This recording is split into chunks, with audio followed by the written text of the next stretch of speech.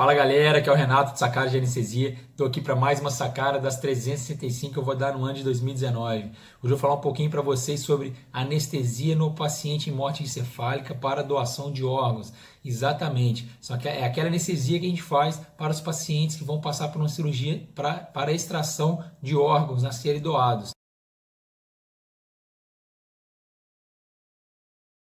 A gente precisa anestesiar esses pacientes precisam ser anestesiados, precisam de cuidados intensivos, né? Que nada mais é do que o que a gente faz no centro cirúrgico, para poder manter esses órgãos, né?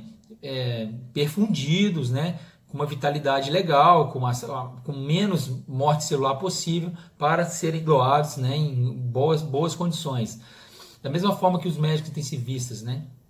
Fazem todo o controle, né, todo o cuidado intensivo, desde a morte encefálica até a cirurgia, a extração cirúrgica, né, a gente também tem esse cuidado. Então o intensivista já começa né, a ter algumas dificuldades com esses pacientes, porque os pacientes com morte encefálica, primeiramente eles fazem como se fosse um adrenérgica storm, né? Storm é uma tempestade adrenérgica, né, simpática. Então pacientes fazem muita taquicardia, às vezes arritmia, né, pressão muito alta, começa a ter disfunções endócrinas, né, tipo hiperglicemia, às vezes disfunção tiroidiana, né, por morte, né, da hipófise. Os pacientes começam e do hipotálamo, começa a ter também distúrbio, né, da temperatura, do controle da temperatura, né, controle da temperatura central. Então, o paciente pode fazer hipertermia ou hipotermia. Esses pacientes também podem fazer, né, disfunção da hipófise e fazerem diabetes insípidos e urinarem muito, fazer às vezes hipovolemia, né, fazerem hipernatremia. Então o controle do sódio desses pacientes é importantíssimo, porque uma hipernatremia grave impacta a nível intracelular, né, das células dos órgãos a serem doados. Então podem fazer até morte celular precoce, né, pode fazer, né, edema celular, dependendo do gradiente, né, osmótico aí da célula e do plasma, né. Então, assim, vários distúrbios que podem acontecer. Às vezes pode acontecer também congestão pulmonar, né, falência ventricular, porque num segundo momento, depois dessa tempestade simpática, vem o que? O choque, né?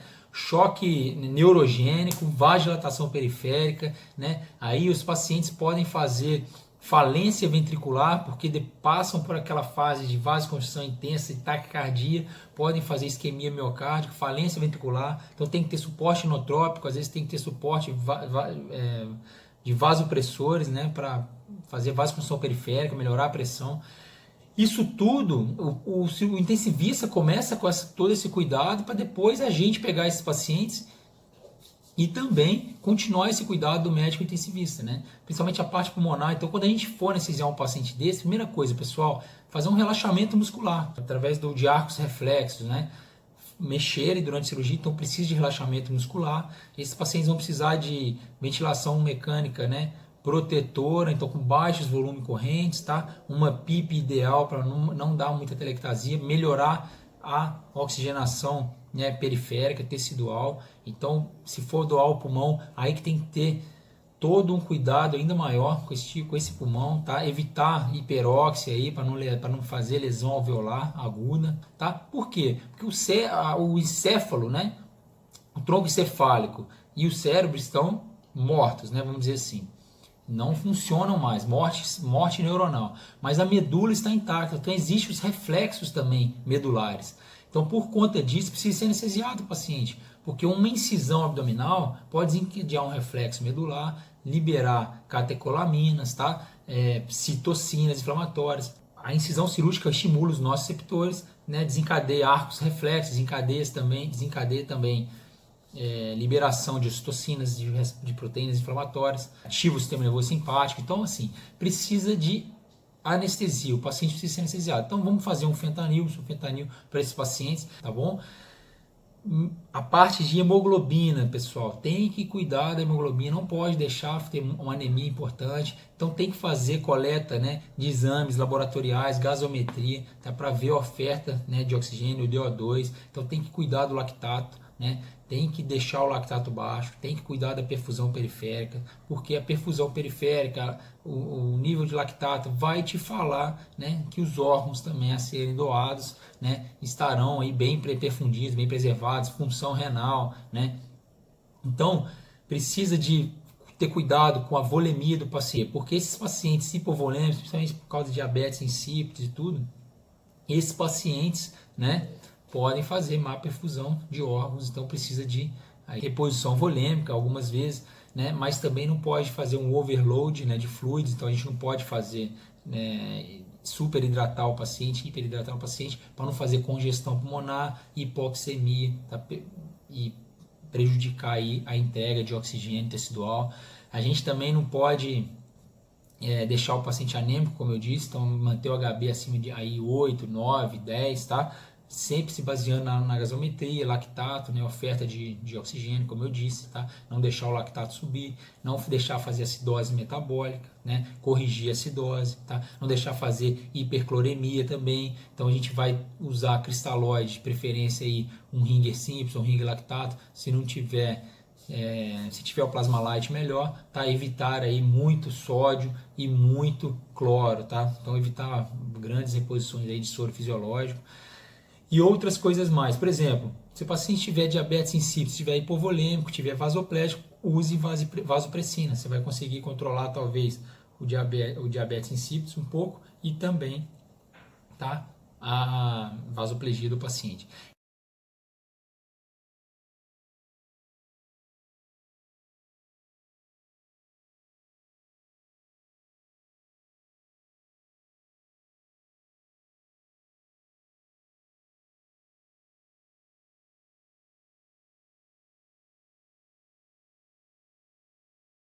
Um detalhe, pessoal, uso do gás inalatório, né, do sevoflurano ou do isoflurano, né? Até então a gente usava, né, esse conceito, né? A gente usa esse conceito do pré-condicionamento isquêmico, né? Muito legal. Então o efeito do gás, essa capacidade, essa propriedade do gás anestésico, principalmente do isoflurano e sevoflurano, existem muitos trabalhos aí na literatura, in vitro, em animais principalmente,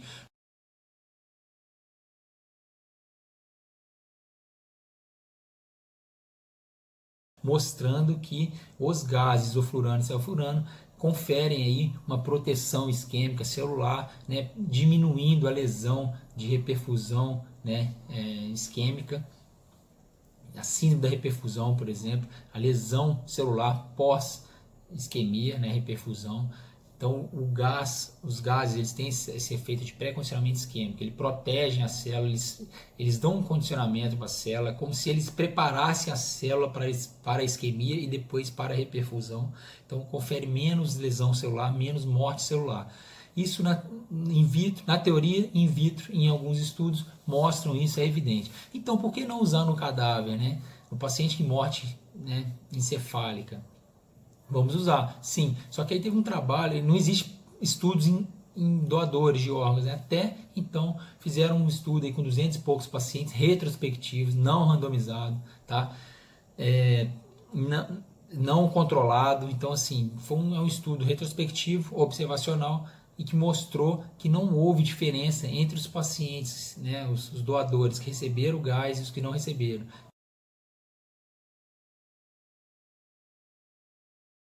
Tanto de tempo de isquemia também não foi diferente entre os grupos, em tempo de isquemia, né? Foram ou vários órgãos foram avaliados, pulmão, rim, né, coração, fígado, né? E os pacientes que receberam gás, os que não receberam, tiveram aí uma sobrevida do enxerto, né, igual às dos dois grupos, né? Ou seja, dos que receberam e não receberam gás, né, tiveram uma sobrevida aí de enxerto igual praticamente. Então, assim, faltam estudos, né, para comprovar que não tem diferenças, que o gás não tem esse efeito no pré-condicionamento isquêmico dos órgãos que vão ser transplantados, né? Apesar desse estudo ser observacional, levanta a bola aí a hipótese de que pode ser que não faz diferença, tá? Mas eu, particularmente, eu anestesio os pacientes doadores de órgãos, tá? Da forma como eu disse, usando droga vasoativa se precisar, fazendo um controle intensivo mesmo, uma medicina intensiva desses pacientes, né? Controlando tudo que tem que controlar, parte metabólica, hemodinâmica,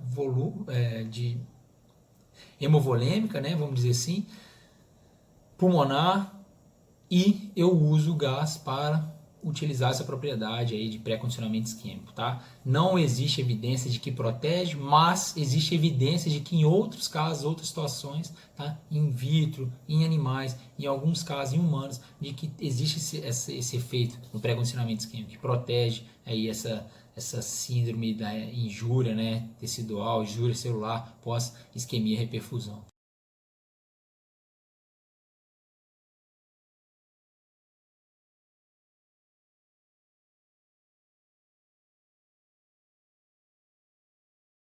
Então tudo isso precisa de um cuidado anestésico, tá? Um cuidado dentro do centro cirúrgico, um cuidado intensivo, que é o que a gente tem que fazer, até eles clampearem a aorta. Clampeou a aorta, pessoal, aí vai retirar fígado, o rim é por último, tá? Geralmente o rim fica por último, né?